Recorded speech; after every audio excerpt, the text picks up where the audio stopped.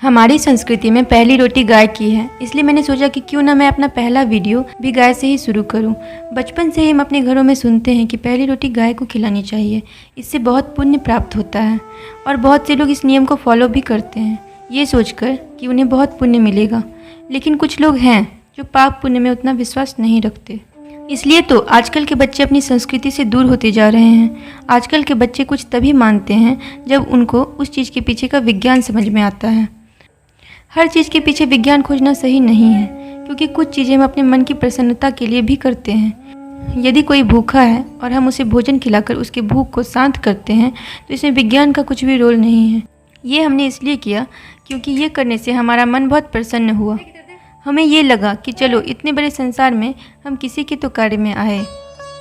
लेकिन फिर भी गाय को रोटी खिलाने के पीछे यदि कोई विज्ञान खोजना ही चाहता है तो उसे वो भी मिलेगा, क्योंकि हमारी संस्कृति में कुछ भी ऐसे नहीं कहा जाता। हर चीज़ के पीछे कुछ ना कुछ कारण होता है।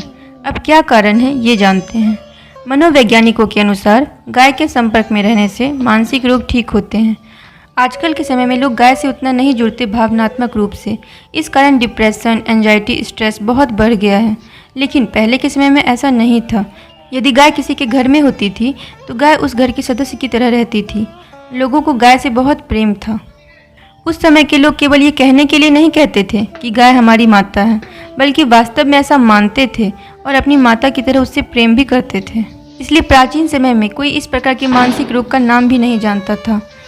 डिप्रेशन, एंजाइटी, स्ट्रेस, ये सब क्या होता है इसका नाम भी लोगों को पता नहीं था। हमारी संस्कृति में गाय को जो रोटी खिलाने को कहा गया है उसका एक कारण ये भी है कि हम किसी भी बहाने से गाय के संपर्क में रहें। उसे रोटी खिलाकर, उसे सहलाकर मन को अद्भुत प्रसन्नता का अनुभव होता है। आप 2 से 4 दिन गाय को रोटी खिलाकर देखिए, आपको स्वयं अनुभव हो जाएगा। जब आप गाय के लिए रोटी में गुड़ मिलाकर ले जाएंगे तो उसे खाने के लिए वो इतना उत्सुक रहती है कि उसकी उत्सुकता को देखकर उसे और खिलाने का मन करता है। आप गाय को जितना प्रेम देंगे उसके बदले वो आपको सहस्त्रों गुना ज़्यादा प्रेम देगी। मन शरीर का ही एक हिस्सा है, इसलिए जिस प्रकार शरीर को स्वस्थ रखना आवश्यक है उसी प्रकार मन को प्रसन्न रखना भी अति आवश्यक है। और मन को प्रसन्न रखने के लिए ही विदेशों में लोग गाय के साथ समय बिताना चाहते हैं, पर उनके घरों में तो गाय होती नहीं है, तो वो फार्म में जाकर गाय के साथ समय बिताने के बदले पैसे पे करते हैं। विदेशों में ये काउ कडलिंग के नाम से फेमस है। इसमें गाय के साथ 3 घंटे समय बिताने का लगभग 22,000 रुपये तक लोग पे कर रहे हैं। हमारी संस्कृति ये पहले से ही जानती थी, इसलिए तो पहली रोटी गाय को खिलाने का नियम हमेशा से है। विदेशों में उनको कौन बताने वाला है कि गाय को रोटी खिलानी चाहिए। वैसे भी वहाँ रोटी कोई बनाने भी नहीं जानता। और जहाँ तक पाप पुण्य की बात है तो आप सोच ही सकते हैं कि जब हमारे शास्त्र इतने वैज्ञानिक हैं, यदि वो कह रहे हैं कि पुण्य मिलता है तो ज़रूर मिलता होगा। वैसे पाप पुण्य होता है या नहीं, इस बात पर डिस्कशन हम और किसी दिन करेंगे।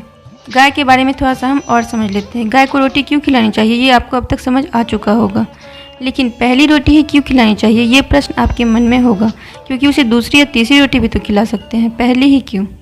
इसका कारण ये है कि हमारी संस्कृति में ये कहा जाता है कि गाय में सभी देवी देवताओं का वास होता है, इसलिए घर में जो भोजन बनता है उसमें पहली रोटी गाय को खिलाकर हम अपने भोजन का भोग गाय के माध्यम से भगवान को लगा देते हैं, जिसके कारण हमारे द्वारा खाया जाने वाला पूरा भोजन प्रसाद बन जाता है। भोजन जब प्रसाद बन जाता है तो उसमें स्वाद भी अधिक होता है और सकारात्मक ऊर्जा भी। तो निकल गया ना एक और विज्ञान गाय को पहली रोटी ही क्यों खिलानी चाहिए इसके भी पीछे। पहली रोटी खिलानी चाहिए इसका मतलब ये नहीं है कि बाद में रोटी बचे तो हम गाय को नहीं दे सकते हैं। मेरे घर में भी 2 गाय हैं, एक का नाम भूरी है और एक का नाम पूर्णिमा। बाद में भी जब 4-5 रोटी बच जाती है तो हम उसे ही देते हैं।